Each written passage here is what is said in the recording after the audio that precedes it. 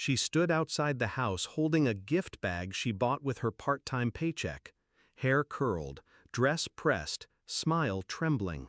5 hours on a flight, 2 trains, a walk uphill in heels. And they didn't even let her inside. My mother opened the door halfway, like my daughter was a solicitor. Then she said it, flat, rehearsed, cruel.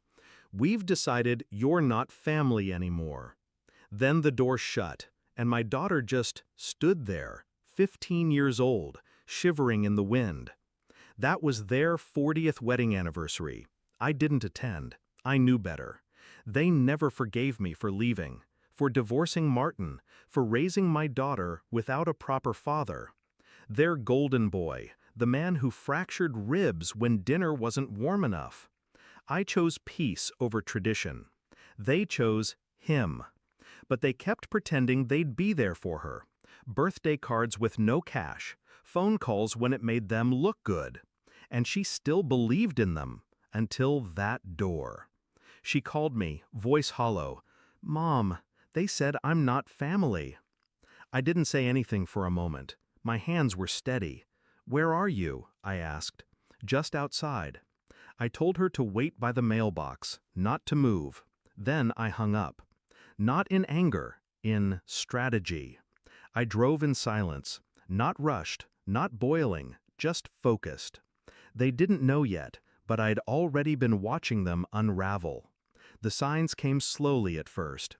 A passive-aggressive remark from my mom at Christmas. "You're lucky we still invite her." A comment from a neighbor. "I didn't know your daughter wasn't speaking to your parents anymore." Except she was. Until that day, she still sent them cards, still called every Sunday. They just stopped answering. Then the will came. They updated it without telling me. A copy accidentally forwarded to my address. Everything to Martin's son from his first marriage. Not my daughter, not even a photo mentioned. I didn't react. I scanned every page, highlighted every clause, made notes. Quietly. I waited.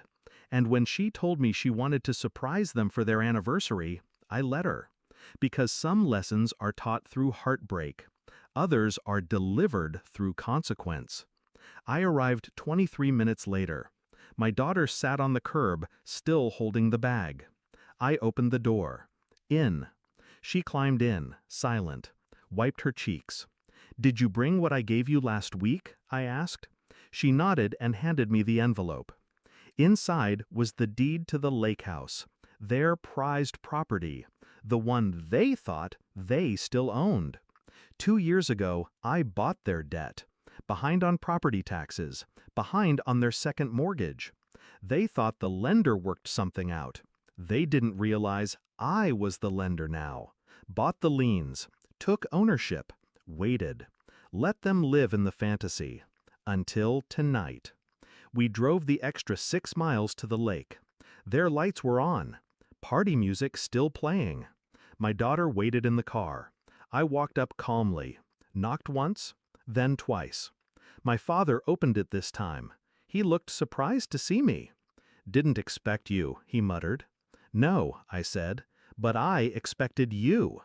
I handed him the letter. Foreclosure notice, eviction order, transfer of title, all legal, all signed, all final. They didn't read it at first. Then they did, and the screaming began.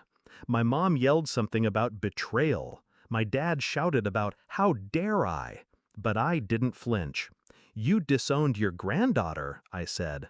My voice never rose. "Now I'm just returning the favor." They tried to grab the phone.